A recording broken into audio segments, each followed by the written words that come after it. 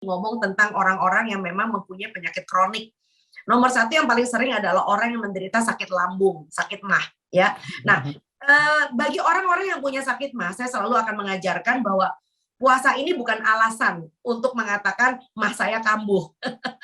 Sekali lagi diniatin. Justru banyak orang yang tadinya sakit MAH dengan berpuasa, alhamdulillah dia punya gastritis, dispepsianya malah sembuh. Ya, karena apa? Karena orang berpuasa jadi dia mempunyai keteraturan makan ya Mas ya. Ya, punya keteraturan makan. Nah, tapi jangan nekat. Misalnya begini, udah tahu sakit MAH nih, nggak sahur.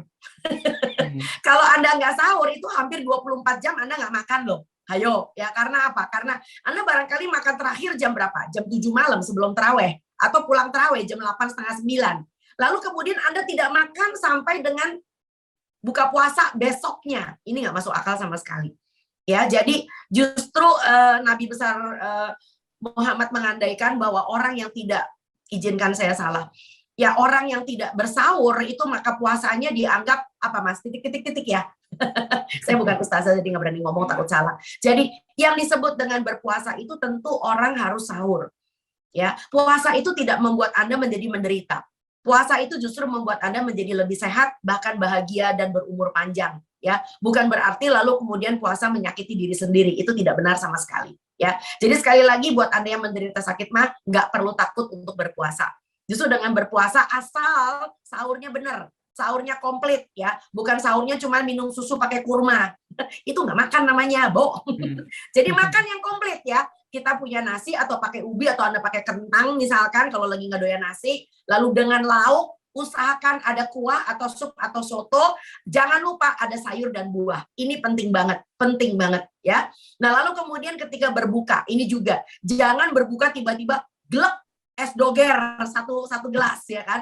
Atau glek malah Anda menggunakan nggak tahu lah es campur misalkan ya. Saya udah bilang tadi, berbukalah dengan pelan-pelan ya. Minum air sebagai rehidrasi, lalu kemudian makanlah kudapan kecil ya.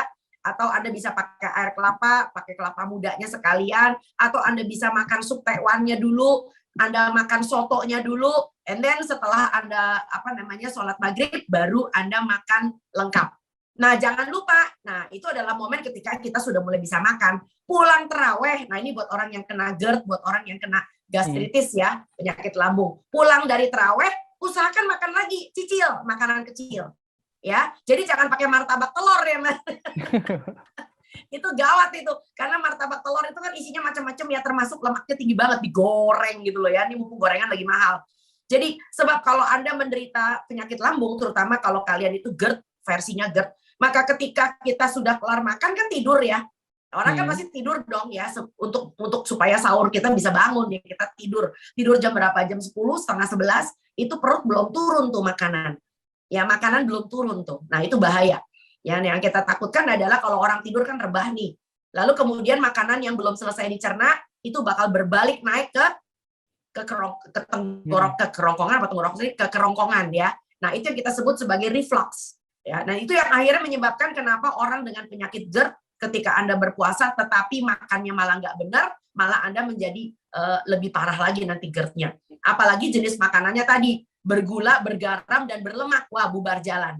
Ya, barangkali itu dulu tipsnya Mas, buat orang-orang dengan kondisi khusus. Terima kasih sudah nonton. Jangan lupa like, subscribe, dan share ya.